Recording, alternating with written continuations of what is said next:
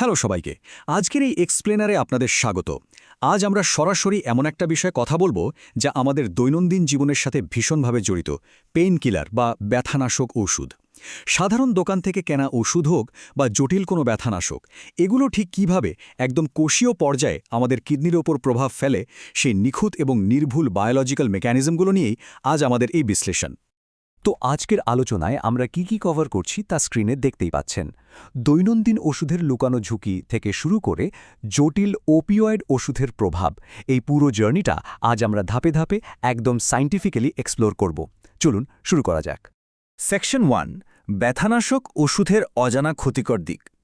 আমরা তো প্রায়ই মাথা ব্যথা বা গা ব্যথার জন্য চট করে একটা ওষুধ খেয়ে নিই, তাই না? ভাবি এগুলো বোধহয় একদম সেফ, কিন্তু ক্লিনিক্যাল ডেটা বলছে অন্য কথা।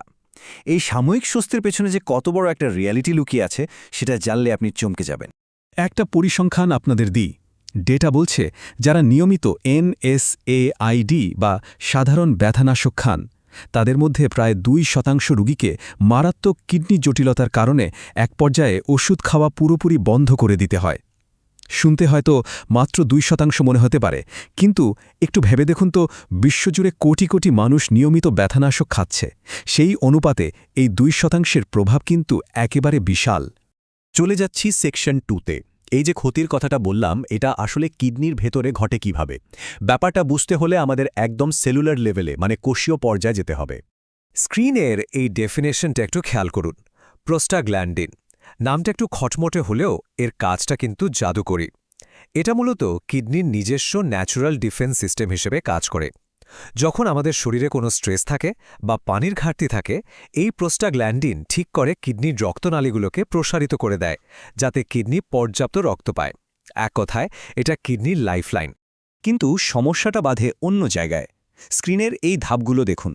যখনই আপনি একটা NSAID খাচ্ছেন, সেটা সোজা গিয়ে কক্স এনজাইমগুলোকে ব্লক করে দেয়। ফলাফল, ওই যে কিডনির লাইফলাইন প্রোস্টাগ্ল্যান্ডিন, সেটা তৈরি হওয়া একদম বন্ধ হয়ে যায়। আর এর মানেই হলো কিডনিতে রক্তপ্রবাহ বন্ধ। একেবারে আক্ষরিক অর্থেই কিডনির রক্ত শূন্য হয়ে পড়ে এবং মাত্র কয়েক ঘন্টার মধ্যেই অ্যাকিউট কিডনি ইনজুরি বা আকস্মিক কিডনি ফেলিওর হতে পারে।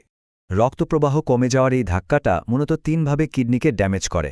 প্রথমটা হেমোডাইনামিক সমস্যা। এটা সবচেয়ে কমন, তবে সুখবর হলো ওষুধ বন্ধ করলে এটা সেরে যায়। দ্বিতীয়টা হলো ইন্টারস্টিশিয়াল নেফ্রাইটিস, অনেকটা কিডনির ভেতরের অ্যালার্জিক রিয়াকশনের মতো। আর শেষেরটা সবচেয়ে ভয়ঙ্কর, প্যাপিলারি নেক্রোসিস। দীর্ঘদিন ধরে একটানা ব্যথানাশক খেলে কিডনির যে স্থায়ী ক্ষতি হয়, যা আর কখনোই সারিয়ে তোলা সম্ভব নয়, সেটাই হলো এই ক্রনিক ড্যামেজ। সেকশন 3। এখন আপনাদের মনে হতে পারে, আমি তো সুস্থ, আমার কি এত ভয় পাওয়ার কারণ আছে? ওয়েল, সুস্থ শরীরে হয়তো এগুলো মানিয়ে নেওয়া যায়, কিন্তু নির্দিষ্ট কিছু শারীরিক অবস্থা এই সাধারণ ব্যথানাশকগুলোকে রীতিমতো বিষে পরিণত করতে পারে। কারা আছেন এই চরম ঝুঁকিতে? যাদের বয়স 60-এর বেশি, যাদের আগে থেকেই লিভার বা হার্টের সমস্যা আছে, বা যারা ব্লাড প্রেশারের কিছু নির্দিষ্ট ওষুধ খাচ্ছেন। এই রোগীদের কিডনি এমনিতেই প্রোস্টাগ্ল্যান্ডিনের ওপর ভীষণভাবে নির্ভরশীল থাকে। তাই এদের ক্ষেত্রে একটা সাধারণ ব্যথানাশকও আকস্মিক রেনাল ফেলিওরের ঝুঁকি বহুগুণে বাড়িয়ে দেয়। এটা কিন্তু একদমই হালকাভাবে নেওয়ার মতো কোনো বিষয় নয়। এখানে একটা মজার কিন্তু শকিং তথ্য দিই। অনেকেই ভাবেন বাজারে যে COX-2 সিলেক্টিভ ইনহিবিটারগুলো পাওয়া যায়, সেগুলো হয়তো কিডনির জন্য সেফ। কিন্তু না, গবেষণায় একদম পরিষ্কার দেখা গেছে যে এগুলো কিডনির সুরক্ষায় কোনো এক্সট্রা সুবিধাই দেয় না, কারণ কিডনির ভেতরে আসলে দুটো এনজাইমই সমানভাবে উপস্থিত থাকে। এই উদ্ধৃতিটা একবার পড়ুন। এই হুমকির সবচেয়ে সাইলেন্ট বা নীরব দিকটা এখানে। কিডনি ড্যামেজ হওয়ার জন্য যে আপনাকে বছরের পর বছর ওষুধ খেতে হবে তা নয়। কোনো ওয়ার্নিং সাইন বা পূর্ব লক্ষণ ছাড়াই এটা যে কোনো সময় আঘাত হানতে পারে। লিটারালি কোনো অ্যালার্ম বেল বাজবে না। সেকশন 4, ওপিওয়েড এবং কিডনির বৈপরীত্য। আমরা তো এতক্ষণ সাধারণ ব্যথানাশক নিয়ে কথা বললাম। এবার যদি একটু স্ট্রং বা প্রেসক্রিপশন বেসড পেইন কিলার মানে ওপিওয়েড নিয়ে কথা বলি, তাহলে ব্যাপারটা আরও ইন্টারেস্টিং হয়ে দাঁড়ায়। এটা কিডনির জন্য একটা বিশাল প্যারাডক্স। স্ক্রিনের এই অ্যানিমেশন আর ডায়াগ্রামটা একটু ভালোভাবে খেয়াল করুন। ওপিওয়েডগুলো ব্রেনের মাধ্যমে সেন্ট্রাল ওয়েতে এবং সরাসরি কিডনিতে পেরিফেরাল ওয়েতে কাজ করে। এটা এমন একটা অবস্থা তৈরি করে যাকে আমরা বলতে পারি একই মুদ্রার এপিড ওপিড। মানে এটা একদিক দিয়ে যেমন ক্ষতি করতে পারে, অন্য দিক দিয়ে আবার সুরক্ষাও দিতে পারে। এই চার্টটা দেখলে ব্যাপারটা ক্লিয়ার হয়ে যাবে। এখানে মিউ, ডেল্টা এবং কাপার রিসেপ্টরগুলোর কথা বলা হয়েছে। দেখুন, একদিকে ওপিওয়েডগুলো স্নায়ুকে ওভার অ্যাক্টিভ করে বা ক্ষতিকর পরিবর্তন আনে, আবার ঠিক উল্টো দিকে কিছু কিছু ওপিওয়েড কিডনিকে রক্তপ্রবাহহীনতার হাত থেকে ম্যাজিকের মতো বাঁচিয়েও দেয়। এই জন্যই ওপিওয়েড নিয়ে সায়েন্টিস্টদের গবেষণার কোনো শেষ নেই। আমরা চলে এসেছি আমাদের শেষ সেকশন, মানে সেকশন 5-এ। এতক্ষণ তো অনেক সমস্যা আর জটিল মেকানিজমের কথা জানলাম, তো সমাধান কি?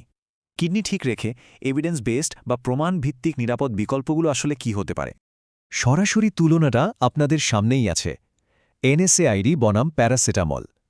এনএসএআইডি সরাসরি কিডনির রক্তপ্রবাহে হাত দেয়, আর প্যারাসিটামল এটা স্মার্টলি কাজ করে আমাদের ব্রেন বা সেন্ট্রাল নার্ভাস সিস্টেমে। মানে এটা কিডনির ওই প্রোস্টাগ্ল্যান্ডিন সিস্টেমকে একেবারেই ডিস্টার্ব করে না। এ কারণেই কিডনি রোগীদের জন্য প্যারাসিটামলকে অনেক সেফ অপশন হিসেবে ধরা হয়। তবে হ্যাঁ, সেফ মানেই যে ইচ্ছে মতো খাওয়া যাবে তা কিন্তু একদমই নয়। প্যারাসিটামল কিডনির জন্য সেফ হলেও এর ডোজের ব্যাপারে ভীষণ কেয়ারফুল হতে হবে। দিনে 4 গ্রামের বেশি তো কোনোভাবেই নয়। আর যাদের লিভারের সমস্যা আছে তাদের তো আরও সাবধানে থাকতে হবে। কিডনি বাঁচাতে গিয়ে আমরা তো আর লিভার নষ্ট করতে পারি না, তাই না? এখানে ছোট্ট কিন্তু ভীষণ জরুরি একটা কথা বলে রাখি। অনেকেই কনফিউজড থাকেন হার্টের জন্য যে লো ডোজ অ্যাসপিরিন খাওয়া হয় সেটা নিয়ে। আপনাদের জানিয়ে রাখি, এই কম মাত্রার অ্যাসপিরিন কিন্তু কিডনির কোনো ক্ষতি করে না, বরং কার্ডিওভ্যাসকুলার বা হার্টের সুরক্ষার জন্য এটা চালিয়ে যাওয়াটা অত্যন্ত জরুরি, এমনকি কিডনি রোগীদের ক্ষেত্রেও। পুরো আলোচনাটা শেষে আপনাদের সবার কাছে আমার একটা প্রশ্ন রেখে যাওয়ার সময় এসেছে।